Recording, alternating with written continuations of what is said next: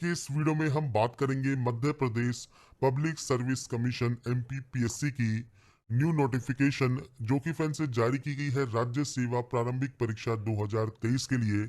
इसका online form आप कैसे अप्लाई कर सकते हैं, स्टेप बाय स्टेप प्रोसेस के बारे में हम बात करेंगे इस वीडियो में। का ऑफिशियल पोर्टल है जहां से आप इसमें आवेदन करेंगे। आपको यहां पर एप्लीकेशन फॉर्म में एक ऑप्शन मिलता है एक्शन का। आप एक्शन वाले ऑप्शन पर क्लिक कीजिए।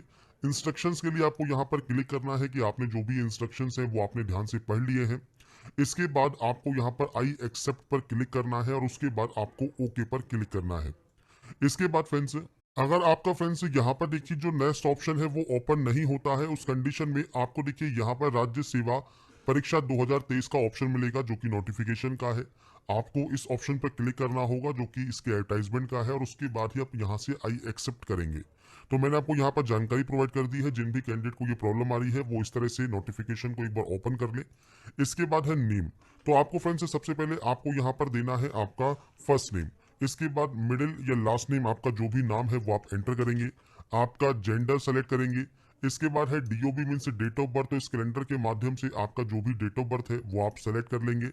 इसके बाद आपका जो फादर नेम है ये आपको यहाँ पर एंटर करना है और इसके बाद आपको देना है आपका मदर नेम। तो ये बेसिक आपकी जानकारी है, पर्सनल डिटेल है। इसके अलावा अगर आप विवाहित हैं तो आप यस करेंगे, पति या पत्नी का नाम देंगे, जीवित बच्चों की संख्या देंगे, अंतिम बच्चे की जन्म तिथि देंगे। अगर आपके बच्चा जो अंतिम बच्चा है वो जुड़वा है तो आप यस या नो कर सकते हैं। विधवा विधवा तलाकशुदा महिला है तो आप यस या नो कर सकते हैं। नहीं है मैरिड तो आप सिंपली नो कर दीजिए। अब अगर आप मध्य प्रदेश के मूल निवासी हैं तो यस कर सकते हैं। आपकी कैटेगरी कौन सी है, जनरल है, ओबीसी है, एससी एसटी है, वो आप सेलेक्ट कर सकते हैं। क्रीमी लेयर में आते हैं तो यस कीजिए। इसमें आपको जनरल में काउंट किया जाता है क्योंकि नॉन क्रीमी लेयर सर्टिफिकेट आपके पास होना चाहिए, तो आप यहाँ पर नो करेंगे। अब यहाँ पर देखिए आपको देना है आपके सर्टिफिकेट की जानकारी। इसमें आपको देना है सबसे पहले जारीकर्ता का पदनाम, मतलब जो फ्रेंड्स तहसीलदार है, एसडीएम है, जिला मजिस्ट्रेट है, किसने ये जारी किया है, किस जिले से ये जारी हुआ है, आपका सर्टिफिकेट नंबर क्या है और सर्टिफिकेट इशू की डेट क्या है, ये आपको मेंशन करना होगा। ऐसे ही नीचे पीएच कैंडिडेट अगर आप हैं तो यस कर सकते हैं। 40% के अबव आप हैं या नहीं है, पीएच कैटेगरी क्या है, कितनी परसेंटेज है, आपको फ्रेंड्स भूतल स्तर में बैठने की सुविधा की आवश्यकता है या नहीं है, आप उसकी जानकारी प्रोवाइड कर सकते हैं। अगर आप एमपी के निवासी नहीं है तो आप सिंपली यहाँ पर नो करेंगे और आप ऑटोमेटिक जनरल में ही काउंट होंगे। इसके बाद फ्रेंड्स सेम आपका पीएच कैटेगरी है तो आप यस या नो कर सकते हैं।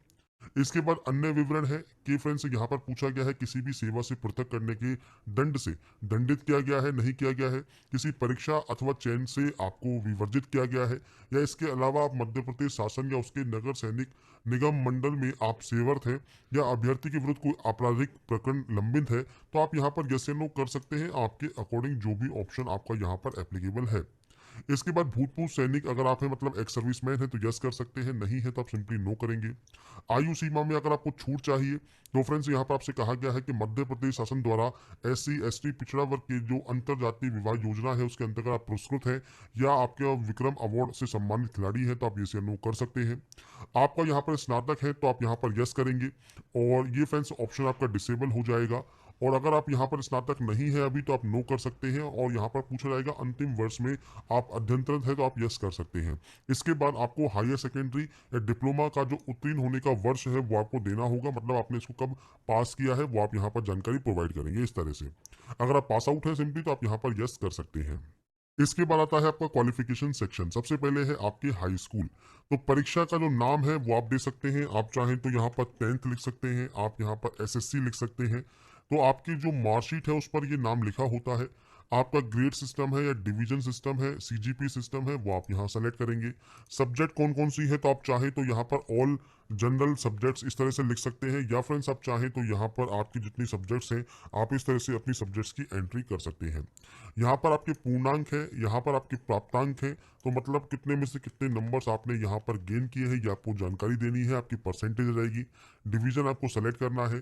बोर्ड का नाम, संस्था का नाम आप यहाँ पर एंटर कर सकते हैं। उत्तीर्ण होने का वर्ष कौन सा है तो वो आपको यहाँ पर देना होगा।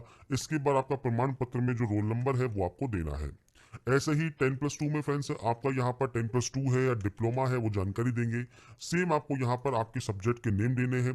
तो आप चाहें तो आप पीसीएम है आपके पास, पीसीबी है आपके पास या आर्ट्स है, तो आपके जो सब्जेक्ट्स के नेम है वो आप यहाँ पर एंट्री कर सकते हैं। तो आपको फ्रेंड्स यहाँ पर आपकी सब्जेक्ट्स की एंट्री करनी है, कितने नंबर्स आपने यहाँ पर गेन किए हैं वो जानकारी आपको देनी है। इसके बाद डिवीजन सेलेक्ट करना है, आपके बोर्ड का नाम देना है, आपके उत्तीर्ण होने का ईयर देना है और आपका जो रोल नंबर है वो आपको देना होगा। ऐसे ही स्नातक में भी फ्रेंड्स आपके पास आपने कौन सी डिग्री की हुई है वो जानकारी देनी है। इसके बाद आपने डिवीजन पास आउट है, जो भी आपका पास आउट कैटेगरी है वो आपको सैंपल के तौर पर एंटर कर रहा हूँ। आपका जो भी डाटा है, जो भी आपकी सब्जेक्ट्स है वो आप यहाँ पर एंटर कर सकते हैं। इसके बाद फ्रेंड्स आपको यहाँ पर नंबर्स की एंट्री करनी है, मतलब कितने नंबर्स आपने गेन किए, आपका डिवीजन कौन सा है, यूनिवर्सिटी का नाम क्या है, इसके अलावा आपका पासिंग ईयर क्या है और आपका रोल नंबर क्या है, ये आपको देना होगा। इसके बाद फ्रेंड्स देखिए, अगर आपका जो ग्रेड सिस्टम है या फिर सीजीपी सिस्टम है, इसमें जो आपका अंकित परसेंटेज है वो आपके विश्वविद्यालय यूनिवर्सिटी के रूल्स के अकॉर्डिंग है, तो आप यहाँ पर टिक करेंगे। इसके बाद कोई सेवा है, अगर आपका ये ऑप्शन एप्लीकेबल है तो आप जानकारी प्रोवाइड कर सकते हैं। इसके बाद है बैंक विवरण। तो यहाँ पर फ्रेंड्स आपके खुद के बैंक के खाते का विवरण आपको देना होगा। तो बैंक का नाम आप दीजिए, पूरा नाम आप मेंशन कीजिए बैंक का आईएफएससी कोड क्या है, शाखा का नाम क्या है, शाखा का कोड क्या है, खाता धारक का नाम क्या है और खाता संख्या क्या है, ये आपको देनी है। और साथ में आपको यहाँ पर जेपीजी फॉर्मेट में आपके पासबुक की जो मेन फ्रंट पेज है उसको आपको यहाँ पर अपलोड भी करना है। अब ये जो जानकारी है सारी की सारी, ये 6 की 6 जानकारी आपको आपकी बैंक की पासबुक के फ्रंट पेज पर मिल जाती है। इसके बाद है आपका पत्राचार का पता। ये है आपका फ्रेंड्स यहाँ पर पत्राचार के लिए जो प्रेजेंट एड्रेस होता है वो। तो सबसे पहले पूरा एड्रेस आप लिख दीजिएगा। इसके बाद आपको यहाँ पर स्टेट का ऑप्शन मिलता है, स्टेट सेलेक्ट कीजिए। इसके बाद यहाँ पर डिस्ट्रिक्ट दीजिए। इसके बाद आपका पिन कोड आप एंटर करेंगे। अगर आपका एड्रेस सेम है तो आप सेम एज पर क्लिक कीजिए, अलग अलग है तो आप अलग अलग एंट्री करेंगे।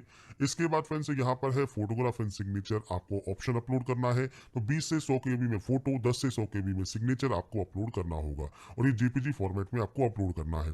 फोटोग्राफ अपलोड करने के बाद आप यहाँ पर इसे टिक करेंगे। इसके बाद आपका 10 डिजिट का मोबाइल नंबर, आपकी मेल आईडी आप एंटर करेंगे। इसके बाद यहाँ से डिक्लेयर करेंगे। डिक्लेयर करने के बाद इस कैप्चा कोड को सॉल्व करके आप यहाँ पर लिखेंगे और उसके बाद ही नेक्स्ट स्टेप पर क्लिक करेंगे। इसके बाद फ्रेंड्स यहाँ पर देखिए आपको मिलता है परीक्षा शहर का प्रथम और द्वितीय विकल्प। तो आपका एग्जाम सेंटर इंदौर, ग्वालियर, जबलपुर, भोपाल, आप कहाँ पर लेना चाहते हैं वो आप यहाँ पर जो है चूज करेंगे और उसके बाद यहाँ से सबमिट कर देंगे।